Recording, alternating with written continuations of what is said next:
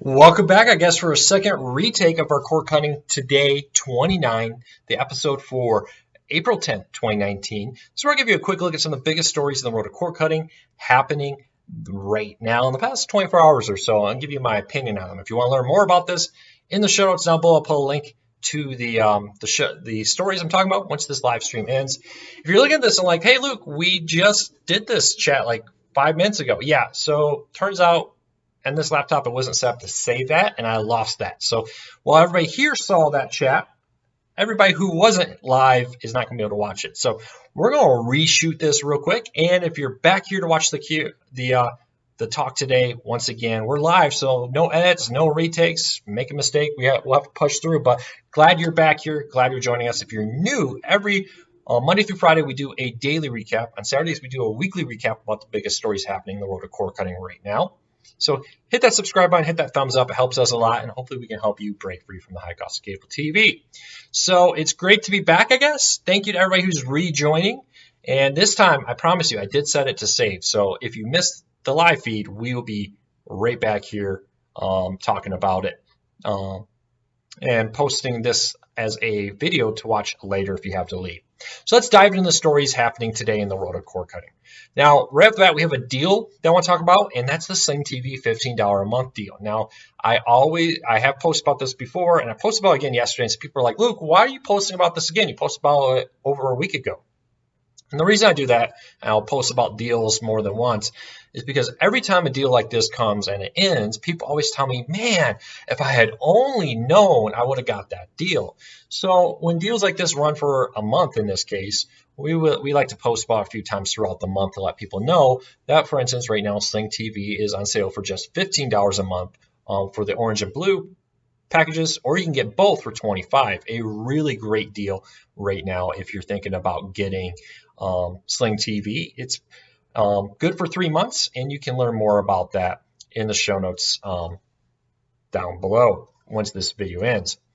Next up, the first story of the day is T-Mobile is launching a new service called T-Vision in 8 cities. This is basically a rebranded version of Layer 3 that allows people to come in and get the T-Mobile cable TV version, I guess, with a new name. The Layer 3 is basically a cable provider, in my opinion. It costs $90 a month.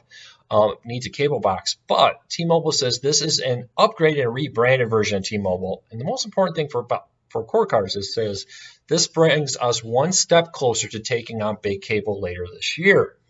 The thing I find interesting about that is we already know that T-Mobile does have a more disruptive, cord-cutting friendly TV service coming later this year. I'll be very interested to see what comes of that service there when that launches. You know, how does this bring them one step closer to launching that TV service? A few things about this service right off the bat is it is $90 a month. There is a device you have to get with it. T-Mobile says there'll be dedicated customer service, no hidden fees, no bill creep. They promise not to be slowly expanding your bill, and one consistent price for a full channel lineup. And they will also be including on their T-Mobile TV box the ability to access many streaming services like the Zoom app and more. We'll be launching on April 14th in Chicago, Dallas, Fort Worth, Los Angeles, New York City, Philadelphia, San Francisco, Washington, D.C., and other markets coming later this year. This is basically the T-Mobile cable. It's the closest thing so far we got from any of their news. This is about the announced T-Mobile TV. I wouldn't consider this the T-Mobile TV, even though they call it T-Vision, I guess is how we're pronouncing that. But I'll be interested. Anybody even remotely attracted to this T-Mobile rebranding of Layer 3? At $90 a month, most people seem to be very hostile to it when I've talked to them so far. Leave me a comment, let me know. Next up is in our show today is Chip and Joanna Gaines are launching a new TV network on Sling TV, PlayStation Vue, Philo, and Fubo TV next year. So Chip and Joanna Gaines is very popular host of an HD TV show called Fixer Upper. They announced last year they were in talks with Discovery for a new service. Now we've learned that they have agreed to a new service with Discovery that will replace the DIY network, which means it'll be available on Sling TV, PlayStation Vue, Philo, and Fubo TV when it launches in the summer of 2020.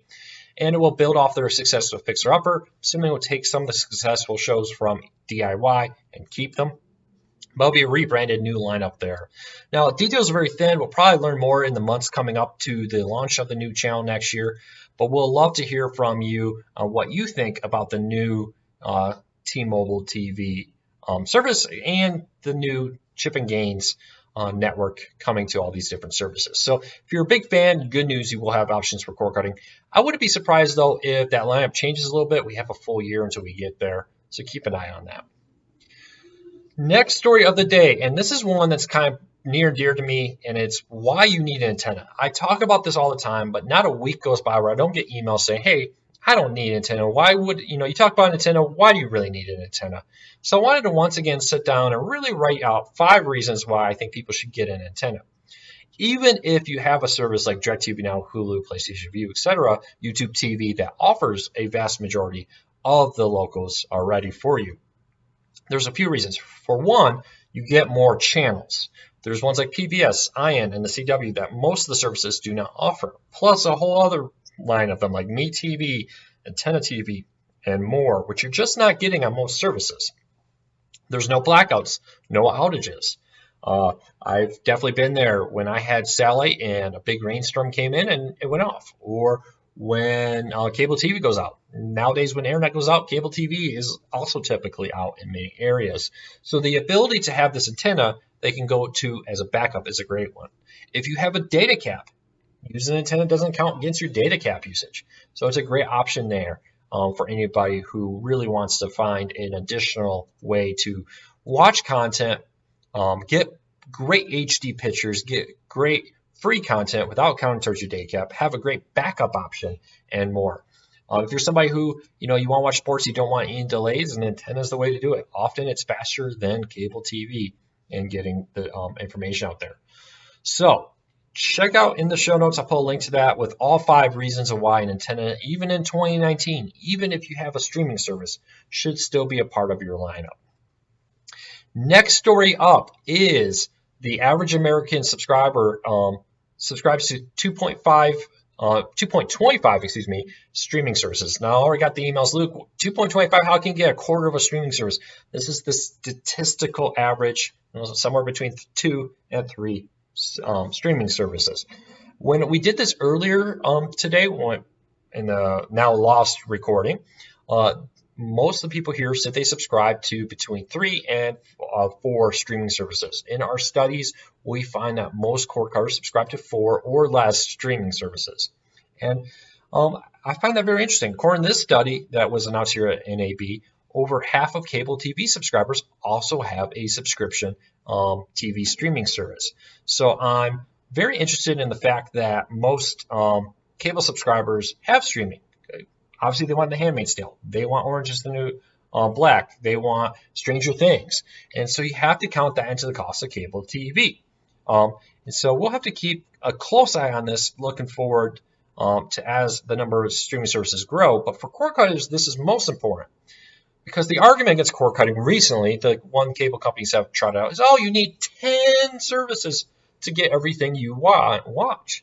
And we find by far the vast majority of cord cutters just want a handful of streaming services, 4 or less. They want like a Netflix, a Hulu, an Amazon, and maybe a live TV service, or maybe it's just YouTube TV and Netflix. That's good for them, and there's some free ones.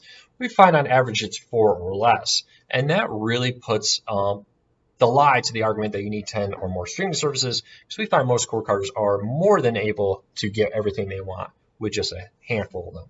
So keep a close eye on that, and leave me a comment. Let me know, how many streaming services do you use as a cord cutter? We'll love to hear from you. All right, last story of the day is a continuation of one that we talked a lot about yesterday. Roku announced a new 9.1 update to their OS. Comes with a bunch of features, back-end improvements, including new voice search, a guest mode. We've already talked about it in the past, but Roku made it official and kind of refined it a little bit. But one of the biggest announcements was something called account linking. So you would sign in to right now about 10 Roku channels, including Sling TV, and then it would automatically log you in on multiple ones out there. So you'd be able to say, hey, I logged in on this device, and now all my Rokus in my home are all logged in. Well, at the same time Roku was announcing that, they put a new rule in for channel developers.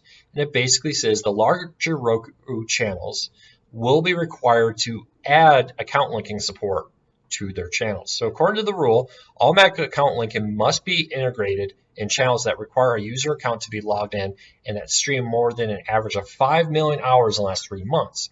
Now, that's targeting the big ones. That's the Netflixes, the Hulus, the Amazons, the ESPNs, and more. People who are streaming a lot of hours of content are now going to be required to offer that feature.